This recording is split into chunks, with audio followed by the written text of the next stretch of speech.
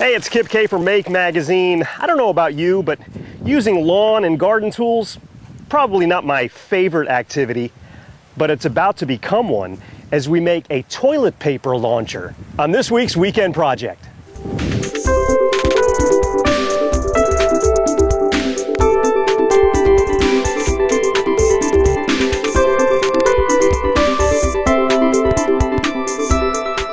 You'll find the Streamerator project in Make Volume 8 on page 122.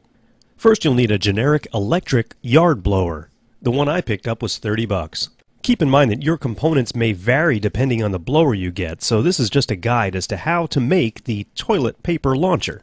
I used a 5/16 diameter steel rod about 3 feet long. After measuring the distance from the end of the blower to the furthest location on the base, then using that length I made a mark on the steel rod. But the steel rod has to be bent 90 degrees, so I put it in a vise, and initially I tried using a hammer, but that didn't work very well, so I resorted to sheer brute force and bent the steel rod using the power in my massive biceps. Okay, they're not massive, but it worked. I also chose 2 ground clamps that I thought would work great, and I took them apart because I'm only going to use one end. Now the ground clamps will be what support the steel rod, or from now on referred to as the roll holder, so determine a location of where they're going to go, and then I made a couple of marks and drilled 4 holes for the clamps. The original screws that came with the clamps were way too long, so I dug through my parts bin and found 4 matching screws, lock washers, and nuts. Then I securely mounted the roll holder.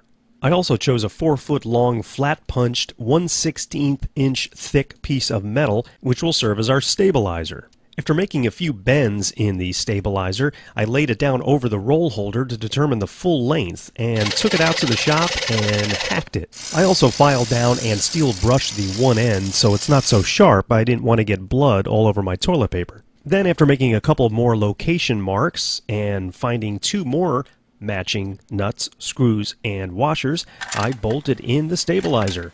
I also used a small rubber O-ring to fit over the roll holder so the stabilizer wouldn't come in contact with the toilet paper roll. And the last step was to remove those pesky warning labels, although I did keep the safety glasses dude because I thought he was pretty cool. If you want to make an impact online, GoDaddy.com has what you need. .com names as low as $1.99, plus world-class hosting, fast and easy website builders, and much more. Plus, as a viewer of the Make podcast, enter code MAKEMAG, that's MAKEMAG, when you check out, and save an additional 10% on any order. Some restrictions apply. See site for details. Get your piece of the internet at GoDaddy.com. Well, it's time to load some toilet paper and fire away. All right, here we go.